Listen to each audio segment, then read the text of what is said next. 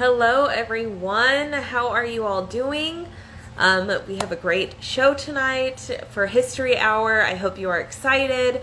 This is an hour where we talk to some of your favorite history content creators and we get to know them a little bit more and discuss all things history, which is something that we should all be here for. Tonight we have Shannon from Bonaventure Cemetery, and I am so excited to have him on.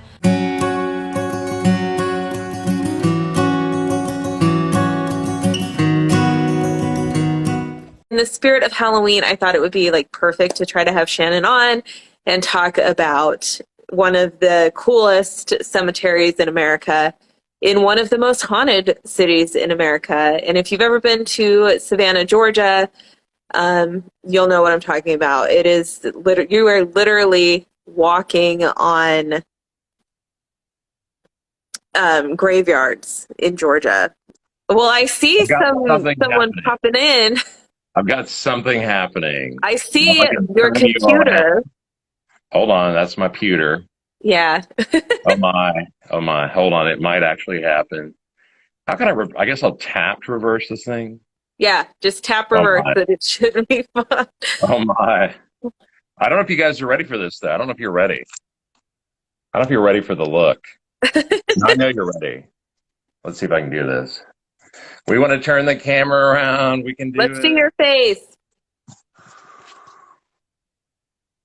Ah. Oh my goodness.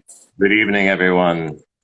Well, you definitely chose to come for spooky season, that's for sure. Yes. That is amazing. Kit, what in the world is this mask that you are wearing? Now, does my sound okay to you? Yeah, sounds perfect to me. Okay, thank you. This is basically an Oddfellows, I would just say skeleton or scene bearer outfit or costume from somewhere between 1905 and 1910. Wow. And so it's made from cow skin, hand painted. And, as the Oddfellows have a lot to do with the history of cemeteries in America. And there's a lodge on Bonaventure Road by Bonaventure Cemetery called the Oglethorpe Oddfellows Lodge. I thought it was just kind of appropriate that, I try to wear it. I love it. Thank you. 'Tis the season, everyone. 'Tis the season. Yes, it is. It really is. I've got my house decked out for Halloween, and you did say you had a surprise, so that is definitely a surprise. Thank you. I just really did. I don't really do interviews, by the way. I mean, not in this way. It's kind of not my manner. So yeah, it's also kind of like a comfort level. Yeah. Yeah, you have. I noticed that you do have. Now, before we get started, please tell us about yourself a little bit, what your page here on Instagram is, and kind of what you do around Bonaventure and Savannah. Absolutely. Well, my name is Shannon Scott, of course, and my Instagram is bonaventure.cemetery. However, I'm a history buff and art buff, cemetery buff, always have been, and I just have a long history with Savannah and the Low Country too. But I've worked in cemeteries. In high school, I worked in a Victorian cemetery in Illinois called Maplewood Cemetery, my hometown of Rantoul, Illinois. And came here to go to the art school, the Savannah College of Art and Design, and I studied painting and drawing, and just became consumed by the history, eventually dropping out of the school. But this became the life, telling stories, soaking up information, interviewing Savannahans, just different people. But I give tours across the board of the city, from, history tours in the historic district to evening ghost tours. Bonaventure Cemetery is kind of the bread and butter, has been for a long time. And, almost, 20 years. And, and I do what I would call upper scale private tours of the Low Country. So people that really want to deep dive the subject matters with someone that's, explored them for a long, long time. I cart them around in a vehicle that I call the Buzzard Mobile. And, we do these kind of cool full day things where it's, 7, 8, 12 hours, whatever it is. I love that. I Yeah, love and that. I do also evening tours. I mean, notable, I've had the only evening cemetery tour in Savannah, Georgia. I mean, in the cemetery center in Savannah, Georgia, for the past 14 years, and Oh, it's called wow. Bonaventure After Hours, and it's a 3-hour tour, kind of like Gilligan's Island, and it's really intense. It's really layered. It's very offbeat, very macabre, but it's also very historical. So, I mean, sometimes people confuse me for, and I've done ghost tours, obviously, so I kind of fall in that faction or genre. But sometimes they think the Bonaventure thing is like purely that, but it's not. It's across the board, secret society and just offbeat, off-color stuff. Very strange things, serial killer connections, the whole thing. Yeah. So it keeps me occupied, keeps me busy, keeps the world kind of entertained, and we have a good time. It's a blessed life. Well, I find Savannah to be one of the most, as I said, one of the most beautiful cities I've ever been graced to visit. In fact, I named my daughter Savannah. Like I Beautiful. thought I found the city so beautiful. And it's funny I love because, it. huh? No, I love it. I mean, one of my best friends from childhood, also named Savannah. So yeah, I approve. Well, thank you. Let me tell you, she is a wild Southern child, that girl. So I think the name suits her very well. But, Cool. Yeah. Well, and I go actually, ahead. it's funny because I connected with you in 2020 when I actually visited the city. I didn't get to take your walking tour, but you were so gracious to answer some questions for me. Sure. And I found your knowledge of Bonaventure Cemetery so helpful and informative. And I was actually there in October. So I was there Okay. around this time, 2 years Beautiful. ago, kind of looking into uh, Kazimierz Pulaski, which tomorrow is General Pulaski Memorial Day. Beautiful. And he did die in the city, and I was trying to kind of trace his death when I was Sure. there a little bit, Yeah. especially Yeah. because I was there during the anniversary of the Second Battle of Savannah. Um, That's great. Well, yeah. and I mean, Pulaski really died in neighboring Greenwich, at the plantation that neighbors Bonaventure, which is now Greenwich Cemetery as of 1933, anyway. But mhm. he died there. He died there in a hospital, bleeding out from the musket ball wound to the thigh, and there was, near him, also cut to pieces, although he survived, although later beheaded in France, was Charles Henri d'Estaing, the commander of the French Royal Navy. And when Pulaski died at Greenwich, and he was, d'Estaing was laying near his body, he cried out into the forest, and I don't know if it's cited as, English, but it may have been in French, that he said, "A great man has died." And he wept. He wept. I mean, even though he was bleeding out on death's door, he was more upset about Pulaski passing on. And later d'Estaing was beheaded for defending Marie Antoinette. Oh wow! See, I wasn't aware of that, but that is really Yeah, fascinating. thank you. And not to toot my own horn, but if you're on my Grave Talks YouTube channel, you can watch the video that I sort of relate that story. Not so much Pulaski, but it's kind of a Stranger Things tie-in with the Hellfire Club and Ben Franklin and d'Estaing both being members. So that might be something for people to check out, because I relate the story of d'Estaing and his kind of gallantry, but then his failure, and ultimately you could say his sacrifice for Marie Antoinette. Yeah. It's so interesting that you say the Hellfire Club, because I actually did a video, I did a video I on enjoyed it, by TikTok. the way. I remember Uh-huh. it and I enjoyed it. I enjoyed it immensely. Oh, yeah. So I did a video a few way back because someone had asked me about the bones that they found in Benjamin Franklin's home Oh, in yes, right. The London. basement. Yeah, sure.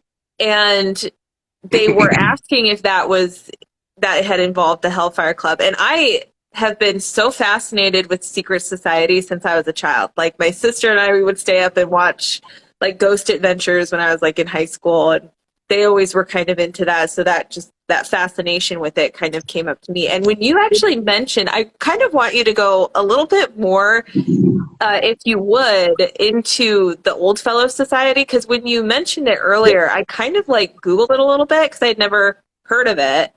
yeah, sure. And Well, I'm sorry, I didn't mean to cut you off there. yeah, no, it's fine. Yeah, so the Oddfellows have a very interesting credo. That is, visit the sick and dying, educate the orphan, bury the stranger.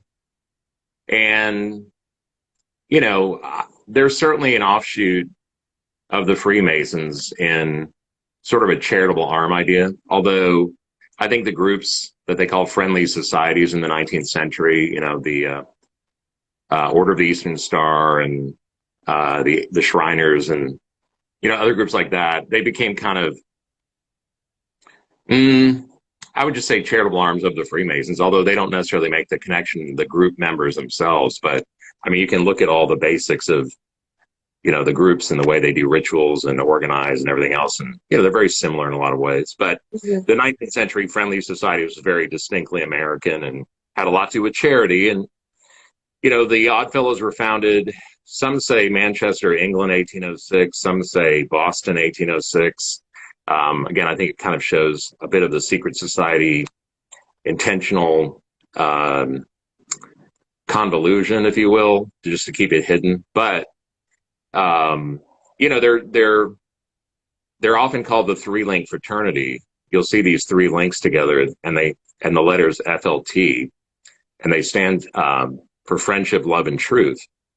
And it's really about this, very much about a brotherhood idea and doing good things for your community. But, the visit the sick and dying is the cemetery side of things. They, often, by 1905, which is kind of the era of this mask, they were the largest fraternal order in the United States. They had roughly 5 million members. They were doing over 100 million annually in charitable revenues. And when you look at those old like hand painted postcards of hospitals and asylums that were really architecturally beautiful, and orphanages and things like that. I mean, a lot of that stuff was built. A lot of that stuff was built by the Oddfellows, Oh, okay. and they were just about community and charity. And one of the major symbols is the heart and hand. Mm. But they invented life insurance. They created life insurance as a concept. They wrote the Social Security system of the United States, and they were the first, let's just say, Anglo-Europeans, whites, or whatever, in America to harbor slaves and teach them how to read, write, in the gospel. And we're kind of interwoven with the Quakers and the whole Underground Railroads movement, and some of the history around the Underground Railroad, where they talk about symbols to designate safe houses that were in brickwork and woodwork of the buildings, sometimes carved into beams, like in the cellars. Many, a number of those symbols were Masonic, and some of them were Oddfellows, and there were also white Oddfellows and black Oddfellows pre-emancipation, and it was very dangerous to collaborate like that. But I think it was all about the acknowledgement that they were trying to improve society together. So I think this is why it was so appealing to many Christian fellows, and they were often called odd because if in that period when a lot of charity was just being done by the super wealthy, it was kind of seen as quote unquote odd that you as a person of, let's say, you know, marginal means or limited means or whatever, that you were struggling and working to also help others, you know, have security and embrace the American dream, or however you want to look at that.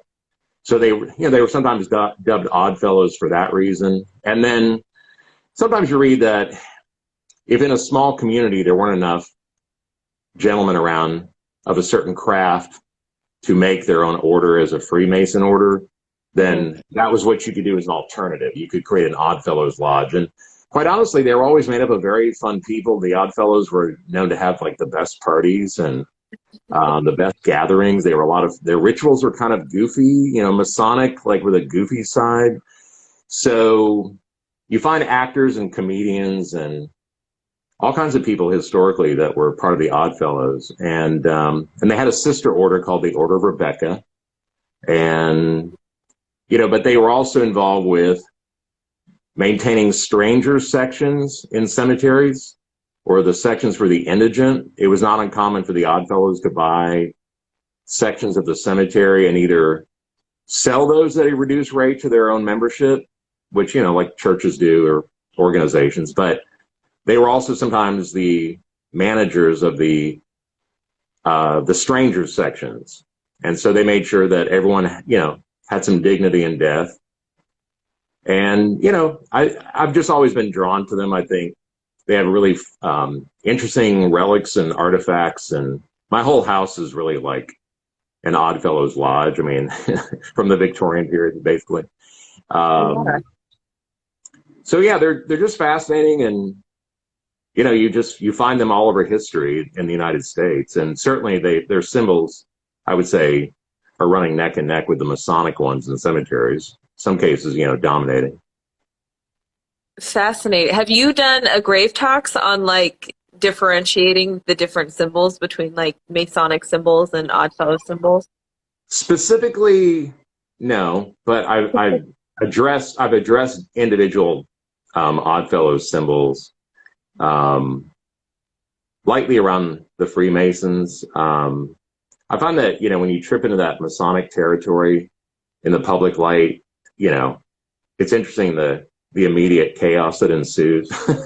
yes, But, you know, I mean, and I think the Oddfellows are almost a little friendlier to your interpretations or what have you. And, you know, I understand all that, want to protect, you know, the identity things, but some of those symbols are just historically, you know, very universal, and, you know, they existed in many cultures and all the rest. So, you know, I think they're open for understanding. But yeah, I love symbols, and I love the Oddfellows symbols. They're great ones, and I'm always incorporating those into my tours, and my tour guides who give tours for me too become quite knowledgeable, or have become. Wow, that is really cool.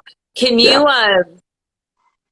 So I'm assuming this is an order that still exists. Is this an order that's still in existence today? Are they still doing things, practicing things? They are. I mean, you know, that's kind of a different conversation. But I mean, really, I mean, my personal take is this. I think a lot of these institutions that used to be about charity in local cities, local towns, smaller towns, whatever. It's like how they kept the community working together as sort of brothers and sisters. And I think when it got handed over to the government, you know, we'll just say the welfare state, the welfare system, that it's like it fell into a hole, and suddenly it was like, oh, the government's writing the checks, the government's taking care of. Now, don't get me wrong, the American Depression was a doozy. You know, the World Wars were a doozy. I get it. And those are kind of my markers for when some of that falls away. But I really see it almost as a failure and a part of the fallout, the residual or the collateral damage of the American Depression, is that a lot of those groups that were extremely involved with charity and community, like in a very big way, across the board in the United States, Canada, other places, Mexico, they did it a lot better than the government. Yeah. And so yes, they're still around, and yes, they still do significant things. So, all due respect. But I think, you know, it's almost time to reevaluate, because I think the community spirit got sapped when a lot of that just got handed over to like a centralization, inside of a government with ever changing faces. It used to just be very localized, and there was a different brotherhood and sisterhood there. Yeah. So that's the way I kind of mark it. The American Depression was I don't want to say death blow, because, they're still around. But I was down in New Orleans recently and went to the Oddfellows Rest Cemetery and got a nice tour of that with one of the Oddfellows guys. And, there is a rebirth of the lodge there, but it's small. Yeah. And the Well, one in Savannah is interesting. small. Mm-hmm. This is so fascinating to me. I mean, I'm so glad you actually really like talking about secret societies and things like that, because it is Right. something that,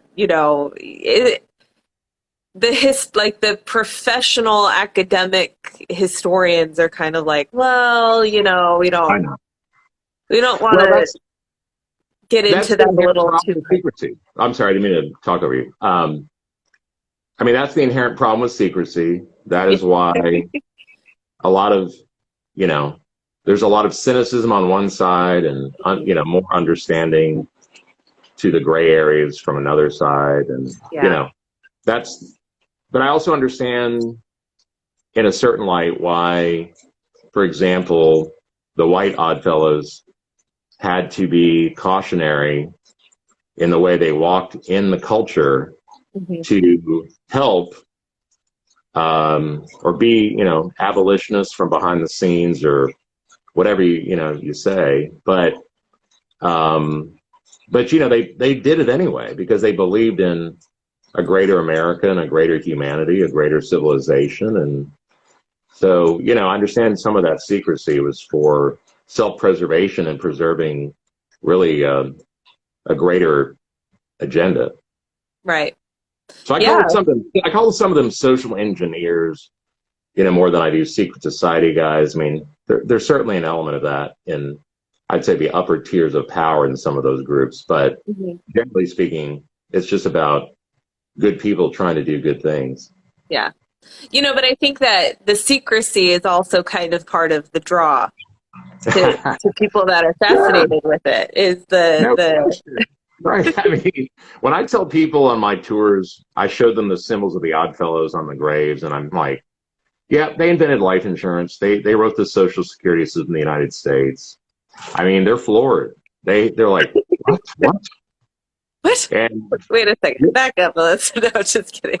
yeah, I know. And when they learn, for example, that, and I will tell you this, even within secret societies, quote unquote, um, there are debates, and among the members, there are debates among the lodges, and debates among the history. But even within those groups, some of the things that they were doing and up to, they could not really keep a record of. They couldn't necessarily publish. So, I understand why those debates exist because of that. But, one of the, let's just say, urban legends within the Oddfellows is that if you're ever in a slave cemetery or a black section of a southern cemetery, and you see the three links on the grave of the individual, well, that's no doubt that, and they were born, let's say, before slavery, right? Or before Mhm. slavery's that they became an Oddfellow at some point. But if you ever see one link loose, one link looks like it's hanging, that means they died a freedman. Now, one camp says that's urban legend. I'm here to tell you that, based on things I've found, that's actually a truth. Now, I can't necessarily pin that to every individual whose grave looks like that, but Mhm. I've seen a couple in Georgia where the link is hanging loose, and that person died a freed person. So that's just, again, another hidden part of cemeteries. Define that as extremely rare, by the way. It's like the rare of the rare. But, Yeah. some Oddfellows are like, oh, no, no, no, that's just urban legend. That, blah, blah, blah, blah. I get it. I mean, I can't absolutely prove that they're wrong, but I mean, just based on some of my own findings, I think it was too dangerous to discuss that openly, or if there were records of it, they're gone. But it happened. Yeah, that is I'm of really, that opinion. I'm of that opinion that it happened. So I think that's really cool. I mean, it speaks to the spirit, the heart of everything they were trying to do. So I don't think it's like casting aspersion. I think it's actually a positive thing. yeah, that is really fascinating.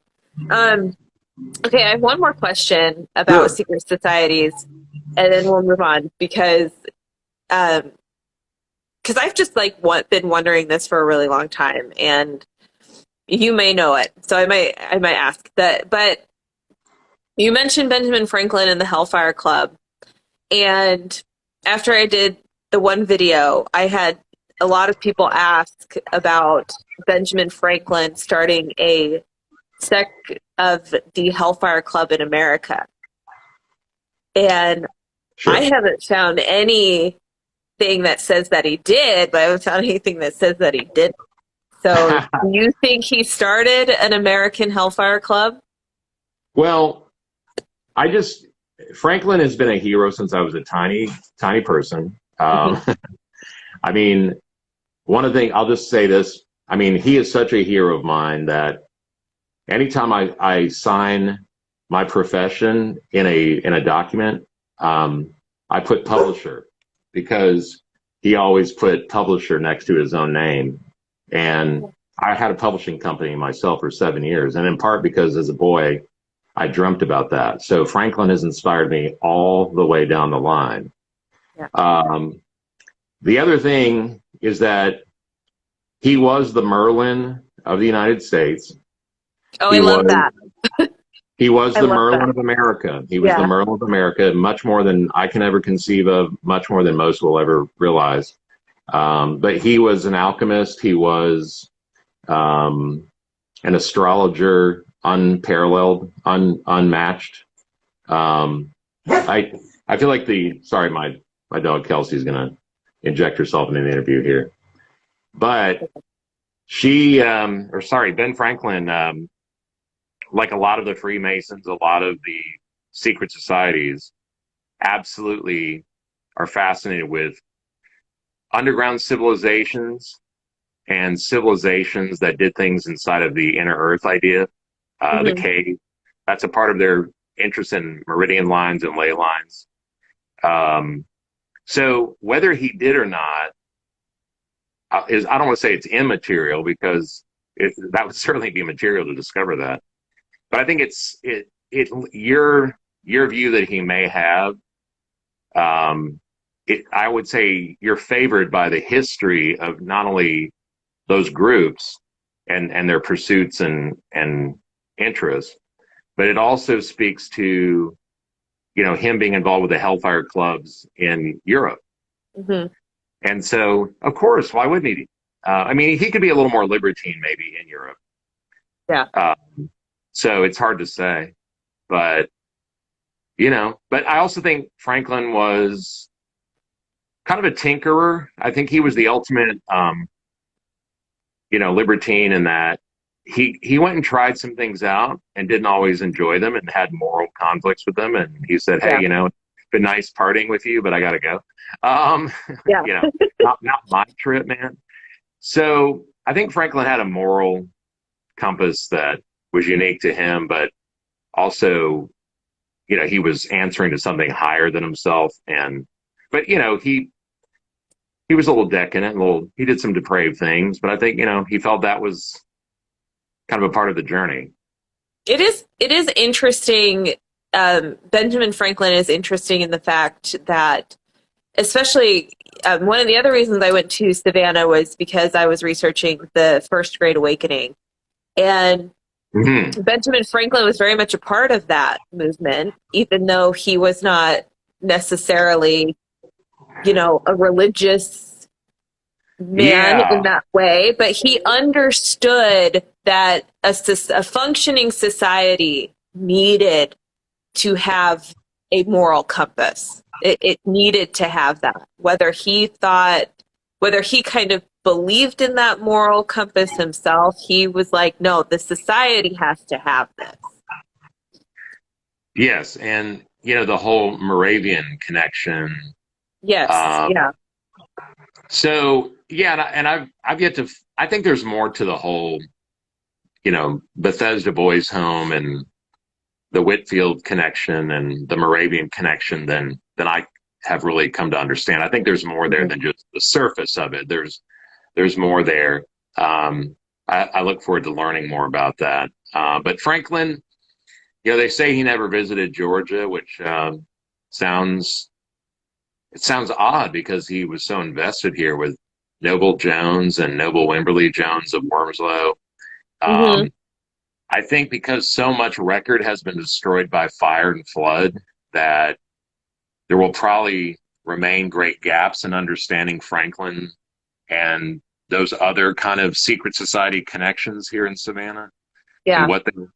But there's no doubt in my mind that much like the other, let's just say Masonic interest here in Georgia's beginnings, that as an astrologer, as a Freemason, Franklin had some sort of access to the same kind of advanced knowledge that the Templars and the Freemasons did. And I would say, or go as far as to say, about Georgia before it was Georgia. And that was why he felt compelled to create, the experimental gardens here near ancient burial mounds. Um, I think he was compelled to be a part of this kind of utopian vision of the Freemasons. So Franklin was not just like, oh, that sounds neat, I'll go work and do that. I mean, it was much more about, I would say, meridian lines and um, celestial movements and things like that. Hmm. He felt he had to. It was like a part of the roadmap for himself and Yeah. the organizations he was affiliated with. Yeah. And he was definitely affiliated with a lot of them and started a lot of them. So Yes, yeah. yeah. I always say, you know, the I get a lot because I do like the Forgotten Founders stuff, and a lot of people like to point out which founders held slaves and things like that. And Benjamin Franklin, to me, does not get enough credit for the abolitionist movement. Well, And go ahead. he, because he started, now you can say his whatever his intentions were, but he started a lot of those abolitionist societies in Philadelphia. And I think his last letter to Congress was persuading them that we need to end slavery and it needs to end in America Oh before he yeah. died. Oh yeah. Well, you know, depending on you ask, it didn't last very long as an institution in the United States overall. It became kind of something else, maybe under heavy, heavy government. We're all, I always like to say Dick Gregory, may he rest in peace. He always said, well, we're all on the plantation now. And, it's like one form of slavery for another. But Mhm. a lot of these founding fathers, they lived in the times they lived, much like you and I live in challenging times where we can't have certain opinions, or if we go out on a limb for something, I think we're all painfully aware of that now. Yeah, That you will pay a heavy price. yeah, So I think a lot of the founding fathers, Jefferson among them, don't get the right historical credit and perspective. And I'm not an apologist at all. I'm just right. I'm a historian, and I can read. Yeah, But yeah, anyway, yeah. yeah. And but anyways, I love Benjamin Franklin. He is one of my Yeah. favorite people to study, and you find out so many things about him all the time. He is definitely someone you could spend a lifetime studying his life on and finding new things because was such a fascinating person. And by the But way, that's part of what sealed my love for Savannah and Georgia.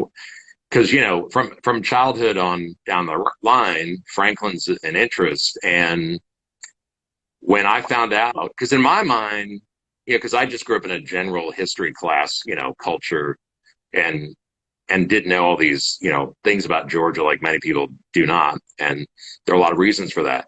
But when I found out that he was here as such a young man, or I mean, not here, but when he was invested in Georgia as such a young man, I thought, wait. I only think about Franklin like the 1770s.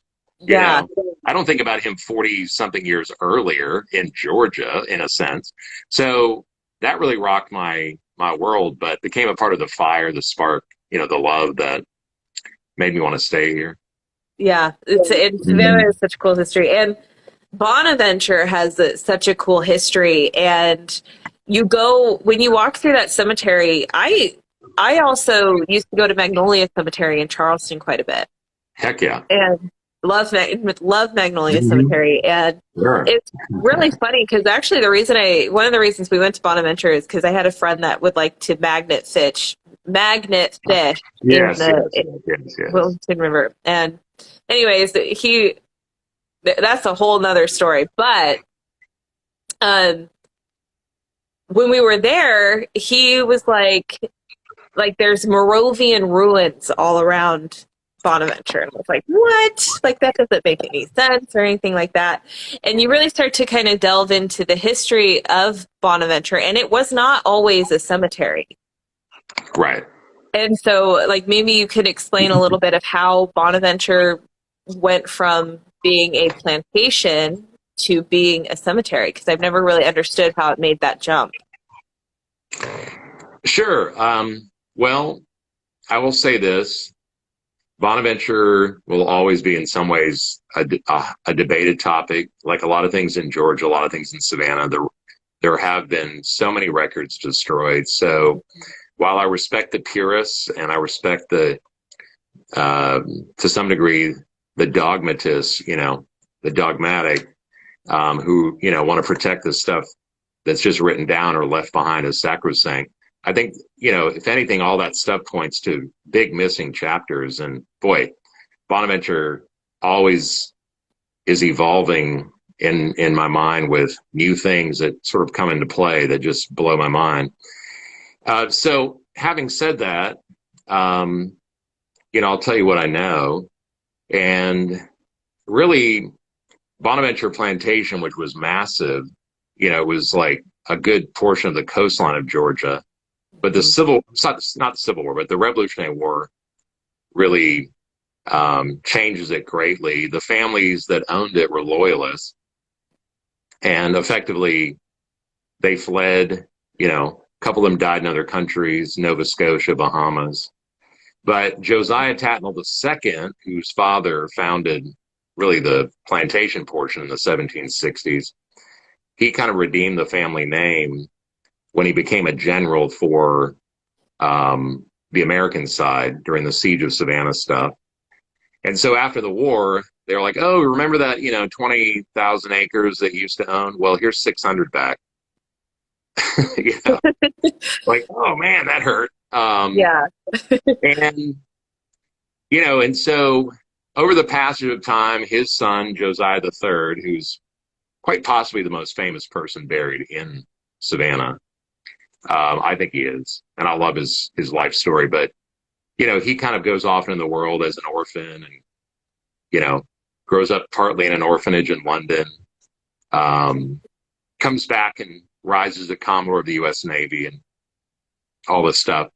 But there was a lot of changing of hands, and after the American Revolution, or during some part of it anyway, John Habersham, whose brother James Jr. built the Pink House restaurant that we think of. And I've eaten there. Yeah, in Savannah. Yeah. And so John Habersham lived in, I think, the last house at Bonaventure, which burned in 1800. So that was the third house on the same location. And, somewhere in there, he and his brothers, who were Liberty Boy heads, they had nationalized the coastline and created a lot of different parcels of land and tracts of land. And, so Bonaventure as a plantation is getting smaller, and then, some land deals were made, and eventually Josiah III, he donates a portion of land to help the smaller cemetery grow. But, 1846 is kind of the mark, with the Colonial Park Cemetery downtown failing. collapsing. Hundreds, if not a couple thousand headstones were moved between Bonaventure Cemetery and Laurel Grove Cemetery. So those old headstones without bodies were moved out to the old plantations, Bonaventure and Springfield Plantation, which became Laurel Grove Cemetery. Mm-hmm. But, so that's how it was kind of like what the wreck of one begins to in a sense. And, the Evergreen Company is formed, and the whole rural cemetery movement is, at its height in the mid-19th century. The cotton boom is kind of like phase two, is kind of back with the second phase of the American Industrial Revolution. So, there's a prosperity hour, and, the people involved were primed to make, some good money, and I'm sure they did. But, the Civil War was obviously an upset, although I'm sure they made some money there, too, from the burials and all the rest. And, but I think, maybe we can touch on it at another time, but there's a whole kind of secret society background to Bonaventure Cemetery that, Oh, wow. that kind of shows that it was laid out by Freemasons. It has a very specific purpose in kind of what I would call like a celestial calendar kind of orientation. It's very much a devotional. I mean, this sounds really obvious to say about a cemetery, but it's a devotional place to the pursuit of finding the hereafter and transition. And I don't just mean that in a general cemetery idea. I mean that in a planning idea. There's almost what I would call an astrological dimension that is like a mechanism for the place. And it runs real deep. Mm-hmm. Wow. So it's almost like an homage to Franklin and, and his love of astrology and kind of mystic, sacred geometry and mystical planning and all the rest. And that's no BS. Some people call that like, because I'm not from Savannah. I've been here 32 years, and some people always will sneer at the outsider, but sometimes the locals grow up there and they can't see. They have a certain blinder, and they have a certain convention, and it's a province, so they're provincial. So it's sometimes that fresh set of eyes that sees things and shares things and learns things. And so, you find that in a place like Savannah that you become kind of controversial and people don't necessarily like you for it. But that's, I'm okay with that. Yeah. The grave maid was asking, where does the name Bonaventure come from? Thanks for the question. The standard answer is that it comes from the Italian phrase "buona ventura," meaning good journey, good fortune, good adventure, and then it was modified, kind of Americanized. But there is Saint Bonaventure. Saint Bonaventure was, among many things, the patron saint of stomach ailments. And I'm not sure that he was the namesake in that respect, although I don't think he was out of mind when they named the plantation Bonaventure in the 1760s. There may have been a Saint Bonaventure of thought. But generally that's I guess what seems the most sellable is that it comes from Buena Ventura. And, it's a great cemetery name. It obviously stuck, when it became a cemetery. It was a great plantation name, I suppose, and a great cemetery name. Yeah. And there is a St. Bonaventure Cemetery, and sometimes the internet confuses that. I mean, I think, and there may be more than one, but I think there's one up in New Jersey or New York, St. Bonaventure. But that's okay. We don't mind if people call it St. Bonaventure. Yeah, and I did have someone message me and ask me if the two correlated, if it was named after St. Bonaventure, and I had no idea. So that was one of the questions I was going to ask you. So, so I'm glad you answered. stomach ailments, you know what I mean? I mean, That's real. We all have some stomach trouble now and again. So God bless St. Bonaventure for being there, hovering about Yeah. with Pepto-Bismol powers or whatever. Yeah, I mean, I wasn't well versed on my saints, so now I know. Yeah. But our time is running short, and I wanted to ask you, you know, I love Savannah, Georgia. If someone was going to Savannah, Georgia, what would you say you've got to see, a must see in Savannah, Georgia when you come and visit the city? Well, I mean, literally one of the oldest Savannah sayings, in the top 5 list of just Savannah sayings. You've not been to Savannah, so you've been to Bonaventure. I mean, that goes back to the 19th century.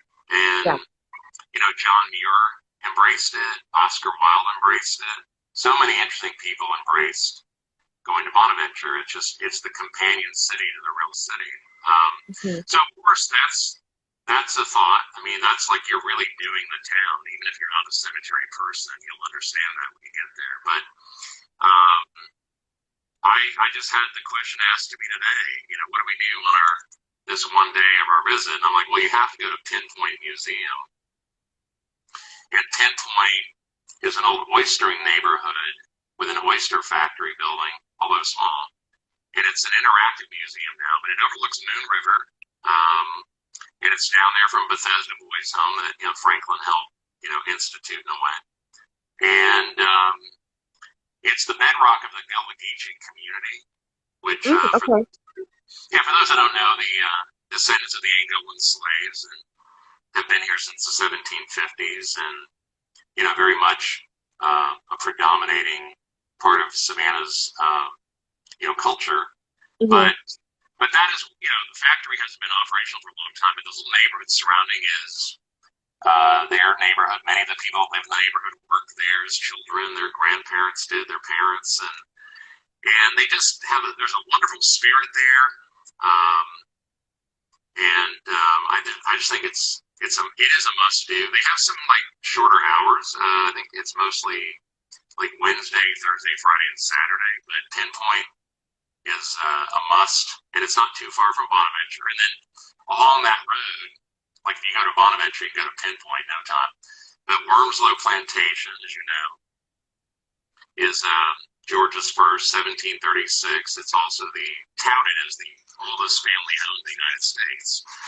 The Jones family have lived there since 1736, and when Jimmy Carter was governor, one of the descendants, Elfrida Durant Barrow, living there, but she helped cultivate some of the older property into a state park. So they still live on the neighboring property. But Wormslow, Pinpoint, Bonaventure is like a great, day or maybe 2 days. Yeah. Very So cool. that's my recommendation. I mean, and if someone wants to really kind of deep dive this subject matter and they want to go more off the beaten path, that's where I come in. So I would love to, tour some people around. I don't wear this costume, but for maybe the right dollar, I might. Well, on that note, can you plug like where we can contact you, where we can find you, or what social media platforms we can follow you on? Sure. Well, shannonscotttours.com is my company website. shannonscott.com is my blog. And I'm really attempting to build up my reputation and followership on YouTube through a channel called Grave Talks with Shannon Scott. And I just today, actually, so it's very serendipitous that we're hanging out today, tonight. But I launched my 3rd episode of Grave Talks, which we filmed in New Orleans a couple months back. And it includes Metairie Cemetery and the Hennessy family that own the Morning Call beignet coffee place, and the connection between the 2 places in the video. So that episode 3 just came out today. Very cool. I'll have to go check that out and subscribe to you over there. Well, thank you. And I hope all of you that are listening, before we get off, if any of you guys have any questions for Shannon, please ask them now. But please go over and check out Bonaventure.cemetery here on Instagram, and his YouTube channel, Grave Talks. It sounds really fascinating, really interesting, and if you really like hanging out in cemeteries, it sounds like a channel you should subscribe to. Thanks, Lisa. And just so you know, anybody that wants to, message me with any questions, I'm happy to, take those through the Instagram page or however. I'm open to anybody that didn't get to ask a question or if something comes to mind later. I'm happy to hear from them. Awesome. Well, thank you so much for doing this. I was so excited when you were like, yeah, I'll come on. It was so exciting to me because I just, I don't live in the South anymore and I miss it terribly. So I was so excited that I would get to speak about the Low Country a little bit more. Well, permit me to say that I've been your fan almost first. So before I realized that you were my fan, I was your fan. And so I always have watched your channel and enjoyed it immensely and have watched its growth. And I congratulate you and please continue doing what you do. Thank you. Thank you so much. That is great to hear. It's that I love that. That touches my heart. So thank you. Well, happy Halloween, everybody. Happy October, and keep it spooky. Keep it spooky. Love it. Thank you so much. Have a great night. And I love the mask. Love it. Okay, bye-bye. Good night.